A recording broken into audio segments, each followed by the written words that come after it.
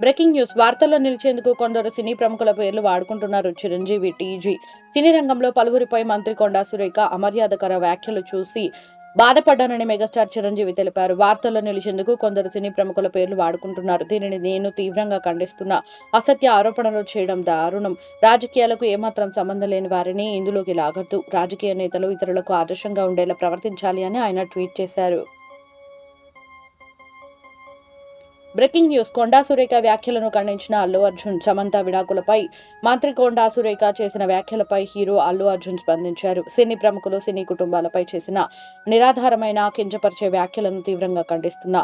ఇలాంటి ప్రవర్తన తెలుగు సంస్కృతి విలువలకు విరుద్ధం. ఇలాంటి బాధ్యతారహితమైన చర్యలను అంగీకరించకూడదు. మహిళల పట్ల బాధ్యతాయుతంగా ప్రవర్తించాలని, వారి గోప్యతను గౌరవించాలని కోరుతున్నానని ట్వీట్ చేశారు.